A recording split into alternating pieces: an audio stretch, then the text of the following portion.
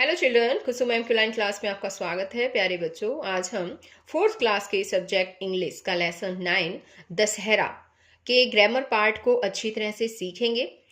इसके grammar part में nouns के बारे में सिखाया जाएगा, कॉमन नाउन और एब्स्ट्रैक्ट नाउन के बारे में सिखाया जाएगा। उन दोनों में अंतर क्या है और किस तरह से हम उनकी पहचान करें। साथ ही हम सब्जेक्ट और प्रेडिकेट के बारे में भी सीखेंगे, उनमें भी पहचान करना भी सीखेंगे। सभी बच्चे वीडियो को शुरू से लेकर अंत तक पूरी देखें ताकि आपको नाउन की पहचान करना भी आ जाए और कॉमन नाउन और एब्स्ट्रैक्ट नाउन में और सब्जेक्ट और प्रेडिकेट में अंतर करना भी आ जाए। तो एक और बात है बच्चों, अगर आप अभी तक मेरे चैनल पर नए हैं तो मेरे चैनल ऑनलाइन स्टडी हब को सब्सक्राइब भी करें, साथ में दिए बेल आइकन को जरूर प्रेस करें। Let's start grammar part.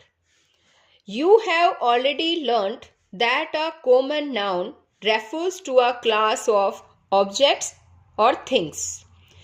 इसमें कहा गया है कि तुम ऑलरेडी पढ़ चुके हो कि एक कॉमन नाउन जो है वो किसी भी वस्तु की जाति को रेफर करता है, यानी किसी भी वस्तु की जाति का बोध कराता है, वो कॉमन नाउन होता है। यहाँ पर देखिए एग्जाम्पल दे रखा है, girl, city, book, cow, tree etcetera. अब इन्हें ध्यान से समझिए बच्चों। कॉमन नाउन कि कॉमन नाउन क्या होता है। सभी बच्चे एक बात ये भी ध्यान दीजिए कि नाउन कितने टाइप के होते हैं पता है? नाउन जो है वो 5 टाइप्स के हैं।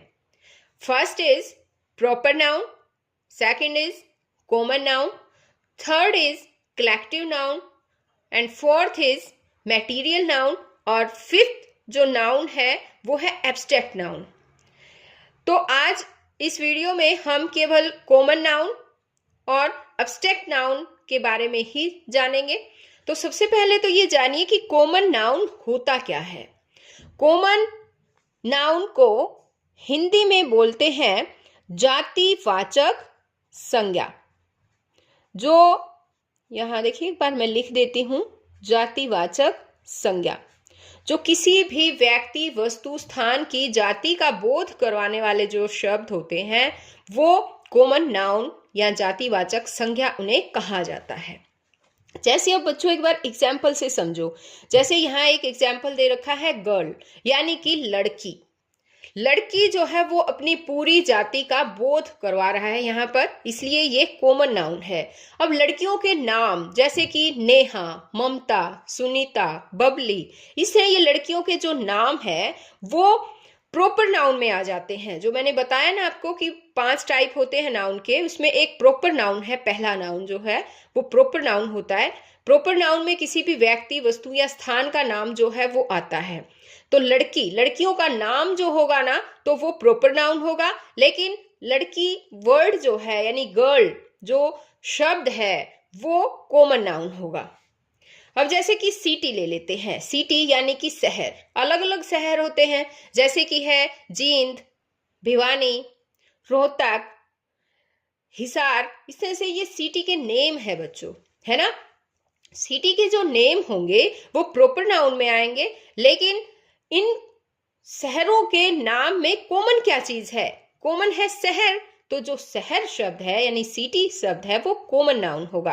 अब इसी तरह से बुक को ले लेते हैं। अब बुक के नाम है जैसे कि गीता, बाइबल, महाभारत। इस तरह से ये जो बुक है, ये इनके नाम है वो प्रॉपर में आएंगे, लेकिन जो बुक है यानी पुस्तक, ये अपनी पूरी जाति का बोध करवा रहा है, तो ये कॉमन नाउन है। अब यहाँ पर देखिए काउ, ट्री एटसेट्रा, ये सब आप, मुझे लगता है अब आप अच्छी तरह से ये समझ गए होंगे कि कॉमन नाउन क्या होता है। काउ है जैसे कि, यानी कि गाय, वो अपनी पूरी जाति का बोध करवा रहा है। यानी मान लो यहाँ पर गाय का आपने कोई नाम रख रखा है ना, कोई नाम है तो वो प्रॉपर में आएगा, लेकिन काउ नाम जो है, काउ वर्ड जो है वो कॉमन में आएगा। इसी तरह से है ट्री। अब ट्री को ले लेते हैं, यानी अलग अलग ट्री होती है। कोई बनियन ट्री है, मैंगो ट्री है, गुआवा ट्री है, एप्पल ट्री है। तो ये जो है वो सब कॉमन नाउन आएंगे, ये जो है प्रॉपर नाउन आएंगे, वो नाम हो गए, है ना। लेकिन इन सभी में ट्री जो है वो कॉमन है, इसलिए ट्री वर्ड जो है वो कॉमन नाउन होगा। आगे है there are some nouns that name an idea, quality or state rather than a concrete or real object. अब इसने कहा है कि कुछ नाउन है, कुछ ऐसी भी संज्ञाएं हैं जो जो किसी भी आइडिया, कोई विचार, कोई गुण या किसी अवस्था के बारे में बताती है, किसी रियल ऑब्जेक्ट की बजाय, यानी वो चीजें असली में नहीं होती हैं, असली रियल ऑब्जेक्ट को ना दर्शाकर उनके गुणों को, उनके विचारों को, उनकी अवस्था को दर्शाती हैं। These are called as abstract noun, ये एब्स्ट्रैक्ट नाउन कही जाती है। इसमें ये तो एक बार डेफिनेशन टाइप दिया गया है, लेकिन मैं इसको इजी वे में समझाती हूँ कि एब्स्ट्रैक्ट नाउन क्या होता है। एब्स्ट्रैक्ट नाउन एक ऐसा नाउन होता है बच्चों जिसको हम ना तो देख सकते हैं, ना हम उसे छू सकते हैं। ये याद रखिए बस। क्या नहीं कर सकते? न तो देख सके, ठीक है, ना तो हम देख सकते हैं और न ही उसे छू सकते हैं, ठीक है। तो वो होगा हमारा एब्स्ट्रैक्ट नाउन। यानी एब्स्ट्रैक्ट नाउन का मतलब है भाववाचक संज्ञा। यहां पर एक बार मैं लिख के दिखा देती हूं। हिंदी में इसे भाववाचक संज्ञा कहा जाता है, ठीक। अब जैसे कि एग्जाम्पल लेते हैं, जैसे कि है जॉय, खुशी। इसे हम छू भी नहीं सकते, हम इसे देख नहीं सकते, है ना, छू नहीं सकते ना, सिर्फ हम इसको फील कर सकते हैं। ऐसी चीजें जिसे हम केवल फील कर सकते हैं वो जो है वो एब्स्ट्रैक्ट नाउन होंगी। अब जॉय है खुशी, ब्यूटी, ब्यूटी यानी कि सुंदरता, इसे भी जो है हम क्या कर सकते हैं बताओ, छू नहीं सकते, है ना। और अब जैसे कि है ड्यूटी, ड्यूटी कर्तव्य यानी कि ये भी एब्स्ट्रैक्ट नाउन होगा, इसे हम छू नहीं सकते, देख नहीं सकते। अब है फ्रेंडशिप, मित्रता, ये भी एब्स्ट्रैक्ट नाउन है, एटसेट्रा इत्यादि। ये सभी जो एब्स्ट्रैक्ट नाउन के एग्जाम्पल थे। अब आगे दे रखा है इसने, pick out common nouns and abstract nouns from the nouns given below and put them in the appropriate columns. अब इसने कहा है कि नीचे दिए गए नाउन में से कॉमन नाउन और एब्स्ट्रैक्ट नाउन को छांटो और उन्हें उचित कॉलम में लिखो, डालो। तो देखिए यहाँ पर देखो एक बॉक्स दे रखा है, इसमें कुछ नाउन्स दे रखे हैं जिसमें कॉमन नाउन भी है, एब्स्ट्रैक्ट नाउन भी है। और यहाँ पर देखो ये दो कॉलम बना रखे हैं, ये कॉमन नाउन, ये एब्स्ट्रैक्ट नाउन। तो यहाँ पर इन्हें अलग अलग करके हमें लिखने हैं। जैसे कि है बच्चों कार, ये कार वर्ड ले लिया हमने। कार क्या हो, कौन सा वर्ड है बताओ, कॉमन है या एब्स्ट्रैक्ट है? कार, यानी कि ये कॉमन नाउन है, अपनी पूरी जाति का बोध करवा रहा है। तो कार जो है वर्ड यहां पर आ जाएगा बच्चों। अब है जैसे विर्चू, विर्चू मीन्स होता है गुण, सद्गुण यानी कि। तो इसको हम देख भी नहीं सकते, छू भी नहीं सकते, ऐसी चीजों को एब्स्ट्रैक्ट नाउन में रखेंगे तो यहां पर इसमें आएगा विर्चू, एब्स्ट्रैक्ट नाउन वाले कॉलम में यहां लिखेंगे। अब है जग, जग को हम देख सकते हैं, है ना, और ये जो है कॉमन नाउन होगा, ये है JUG, जग। अब इसी तरह से है बल्ब, बल्ब जो है वो भी कॉमन नाउन है, तो हम लिखेंगे यहाँ BULB, बल्ब। हम देख भी सकते हैं, छू भी सकते हैं इसे, है ना। जिस चीज को हम देख छू नहीं सकते उसको एब्स्ट्रैक्ट नाउन में यहां पर लिखेंगे। अब जैसे फाइट, फाइट है यानी कि लड़ाई, तो ये जो है वो एब्स्ट्रैक्ट नाउन में आएगा यहां पर, इसे हम देख छू नहीं सकते हैं। अब है सोप यानी कि साबुन, साबुन जो है वो कॉमन नाउन होगा, अपनी पूरी जाति का बोध करवा रहा है ये। इसी तरह है यहाँ पर विजडम, विजडम जो है बुद्धिमता, ये भी एब्स्ट्रैक्ट नाउन में ही आएगा, विजडम। अब यहाँ पर देखो बच्चों वॉइस है, ये एब्स्ट्रैक्ट नाउन में है, एविल एब्स्ट्रैक्ट नाउन में आएगा। टॉवल हम उसे देख भी सकते हैं, छू भी सकते हैं, ये कॉमन नाउन में आ जाएगा, ठीक है। अब सैडनेस है, एब्स्ट्रैक्ट में आएगा। हट है, कॉमन नाउन है ये। टेबल कॉमन नाउन है। ग्रीफ है, ये एब्स्ट्रैक्ट नाउन है। इस तरह से हमें ये सब जो है वो छांटने हैं और छांट कर यहाँ पर लिखने हैं। ये देखिए बच्चों, ये यहाँ पर मैंने सभी कॉमन नाउन भी लिख दिए हैं और एब्स्ट्रैक्ट नाउन भी यहाँ पर लिख दिए हैं। सभी बच्चे ये लिख भी लें और अच्छी तरह से समझकर इन्हें याद भी कर लें। अब यहाँ पर है लुक एट द वर्ड्स और groups of words given below in bold and italics. इसने कहा है कि यहाँ नीचे जो है कुछ शब्द दिए गए हैं, ग्रुप ऑफ वर्ड्स जो है वो बोल्ड में और इटैलिक्स में दिए गए हैं। इन्हें देखिए, यहाँ देखिए ये बोल्ड में है। बोल्ड का मतलब थोड़े से गहरे अक्षरों में दिए गए हैं बच्चों, ये बोल्ड है। और इटैलिक्स होता है ये टेढ़े जो है ना, ये टेढ़े टेढ़े लिख रखे हैं, ये इटैलिक्स बोलते हैं इनको। तो यहाँ पर देखिए फर्स्ट सेंटेंस दे रखा है, the festival of Dussehra falls 20 days before Diwali, यानी दिवाली से 20 दिन पहले दशहरे का त्योहार आता है। दशहरा दिवाली से 20 दिन पहले आता है। अब ये सेकंड सेंटेंस दे रखा है, it shows the victory of virtue over vice. इसने कहा है कि यह दुर्गुणों पर सद्गुणों की विजय को दर्शाता है, यानी कि ये बुराई पर अच्छाई की जीत को दर्शाता है। तो अब यहाँ पर देखिए ये इसमें बोल्ड में दे रखा है और ये दे रखा है इटैलिक्स में। यहाँ पर ये बोल्ड में और ये है इटैलिक्स में। तो इसने कहा here the words in bold are the subjects of the sentence while the words in italics are the predicates. अब इसने कहा यहाँ जो शब्द बोल्ड में दे रखे हैं ना, उन्हें सब्जेक्ट कहा जाता है, ये सेंटेंस का सब्जेक्ट है। जबकि जो इटैलिक्स में दे रखे हैं ये वर्ड्स, इन्हें प्रेडिकेट्स कहा जाता है। Every sentence has a subject and a predicate. Her sentence का एक सब्जेक्ट होता है और एक प्रेडिकेट होता है। आया बच्चों समझ में? अब यहाँ देखो सब्जेक्ट क्या होता है, प्रेडिकेट क्या होता है, ये अब हम सीखेंगे। The subject tells what the sentence is about and the predicate tells what the subject is or does। यानी कि सब्जेक्ट जो है वो हमें बताता है कि सेंटेंस किसके बारे में है, वाक्य किसके बारे में है, और प्रेडिकेट बताता है कि सब्जेक्ट क्या करता है। एक बार मैं दोबारा से समझिए ये बात, सब्जेक्ट और प्रेडिकेट में जो अंतर है मैं इजीली बताती हूँ। कोई भी सेंटेंस है बच्चों, उसमें सब्जेक्ट का पता कैसे लगाएंगे हम? सब्जेक्ट का पता लगाने के लिए हमें दो चीजों की आवश्यकता होगी। एक तो है हु या व्हाट। अगर हम हु या व्हाट को सब्जेक्ट की जगह रखकर देखें तो हमें पता चल जाएगा कि सब्जेक्ट कौन सा है।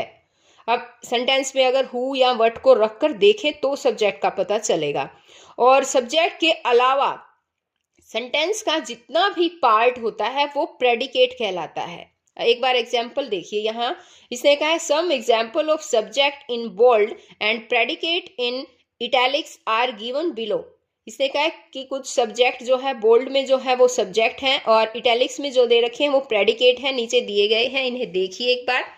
द हाउस इज बिग, घर बड़ा है। तो अब इसमें देखिए, अब हम इसमें व्हाट लगाकर देखते हैं। व्हाट इज बिग, क्या बिग है? व्हाट की जगह जो आंसर आएगा ना बच्चों, वही हमारा सब्जेक्ट होगा। क्या है बड़ा? हाउस है बड़ा, तो द हाउस, तो द हाउस जो है वो हमारा सब्जेक्ट होगा। और बाकी जितना भी सेंटेंस है वो सारा प्रेडिकेट कहलाता है बच्चों। अब जैसे कि ये है the car is blue, car नीली है। अब हम अगर यहाँ व्हाट रखते, व्हाट इज ब्लू, ब्लू क्या है? ब्लू कार है, तो यहाँ द कार जो है वो सब्जेक्ट है। आवर इंग्लिश टीचर लाइक्स अस, अब इसमें व्हाट लाइक्स अस, तो ये यहाँ पर हम व्हाट नहीं रख सकते, यहाँ हम रखेंगे हु लाइक्स अस। हमें कौन पसंद करता है, हमें कौन लाइक करता है? Our English teacher. तो ये इस सब्जेक्ट में जो है, ये इस सेंटेंस जो है सॉरी, इसमें हम हु रखेंगे यहाँ पर। तो हु या व्हाट दोनों ही हमें रख कर देखना है। अब यहाँ हु रखा तो उसका आंसर हु की जगह आएगा आवर इंग्लिश टीचर लाइक्स अस, तो यहाँ पर जो है ये सब्जेक्ट होगा। इसी तरह से है Kalpana Chawla was the first women to travel into space. अब हम जैसे यहाँ हु रखेंगे, यानी कोई अगर कोई व्यक्ति है, आदमी है, तो उसकी जगह तो हम बच्चों हु रखेंगे, और अगर कोई ऑब्जेक्ट है, कोई वस्तु है, तो उससे पहले हम व्हाट रखेंगे उसकी जगह। ठीक है, अब देखो ये है ना हु, तो इसका आंसर जो ये कल्पना चावला है, इसकी जगह हम हु रख के देखते हैं। Who was the first woman to travel into space, यानी स्पेस में ट्रेवल करने वाली फर्स्ट महिला कौन थी, तो उसका हु की जगह जो नाम आएगा वही हमारा सब्जेक्ट होगा। उसमें आता है Kalpana Chawla was the first woman to travel into space, यानी स्पेस में ट्रेवल करने वाली फर्स्ट वुमन कल्पना चावला थी, तो ये हमारा सब्जेक्ट हो गया। और सब्जेक्ट के अलावा ये जो पार्ट है हमारा, ये प्रेडिकेट होगा, इसमें भी ये जो है वो प्रेडिकेट होगा। तो ध्यान रखिए, एक तो सब्जेक्ट है, हर सेंटेंस में ऐसा ही होता है, एक सब्जेक्ट होता है, और सब्जेक्ट के अलावा जितना भी पार्ट होता है वो सारा प्रेडिकेट कहलाता है। आ गया ना समझ में बच्चों। अब यहाँ दे रखा है complete the following sentences by filling in the subject और द प्रेडिकेट। अब इसने कहा है सब्जेक्ट और प्रेडिकेट को फिल करके नीचे दिए गए सेंटेंसेस को पूरा करें। यहां पर देखो, अब ये है dash ran in the field, खेतों में दौड़ा। कौन दौड़ा, यहां पर हमें सब्जेक्ट लिखकर कंप्लीट करना है, यानी who ran in the field, इसकी जगह हमें यहां पर कुछ एक वर्ड लिखना पड़ेगा। तो हम क्या लिख सकते हैं यहाँ पर, जैसे हम यहाँ कह सकते हैं कि घोड़ा खेतों में दौड़ा, तो इसका यहां पर हम लिख सकते हैं the horse ran in the field. अब सेकंड सेंटेंस है जॉन डैश। अब जॉन यहां पर ये सब्जेक्ट दे रखा है, लेकिन बाकी का प्रेडिकेट जो है वो हमें लिखना है, कंप्लीट करना है इस सेंटेंस को। तो हम क्या लिख सकते हैं, हम लिख सकते हैं जॉन फुटबॉल खेलता है ना, जॉन प्लेज फुटबॉल। ये देखिए, ये हो गया कंप्लीट। अब आगे है राम सिंह डैश। अब यहां पर ये कंप्लीट करना है हमें, तो हम लिख सकते हैं Ram Singh is a very honest person. ये देखिए लिख दिया हमने, Ram Singh is a very honest person, यानी राम सिंह एक बहुत ही ईमानदार व्यक्ति है। अब आगे यहाँ डैश लिव्स इन दिल्ली में रहता है। कौन, हम यहाँ पर किसी का भी नाम लिख सकते हैं, कौन रहता है दिल्ली में, जैसे कि है Ramu lives in Delhi. Dash and dash are playing outside, बाहर खेल रहे हैं। कौन खेल रहे हैं, यहाँ हम किसी का भी नाम लिख सकते हैं, जैसे कि Mamta and Monu are playing outside. Dash is a nice man है वो। कौन है नाइस मैन, यहाँ पर हम लिख सकते हैं जैसे Mohan is a nice man. Dash is a naughty boy, एक शरारती लड़का है। यहाँ पर भी हम किसी का, बच्चे का नाम लिख सकते हैं कि वो एक शरारती लड़का है, जैसे मैं यहाँ पर लिख सकती हूँ Aarav is a naughty boy. Alisa dash, Alisa है, अलीसा क्या है, अलीसा इज वेरी इंटेलिजेंट। इस तरह से हम लिख सकते हैं, देखिए इंटेलिजेंट गर्ल, ऐसे लिख सकते हैं। अब है dash will go to Shimla for summer vacation के लिए शिमला जाएंगे। कौन जाएगा, आवर फैमिली, ये भी कह सकते हैं हमारा परिवार जाएगा। Our family will go to Shimla for summer vacation. Next है डैश सिंग्स वेरी स्वीटली। कौन गाता है बहुत sweetly, Lata sings very sweetly. Lata जो है बहुत ही मधुरता से गाती है। तो बच्चों आज केवल इस वीडियो में इतना ही। नेक्स्ट वीडियो में मैं आपको इसका लिसनिंग एंड स्पीकिंग पार्ट भी रहता है इस लेसन का, वो सब करवाऊंगी। तो हम फिर मिलते हैं नेक्स्ट पार्ट में लिसनिंग एंड स्पीकिंग पार्ट के साथ। तब तक के लिए बाय बच्चों।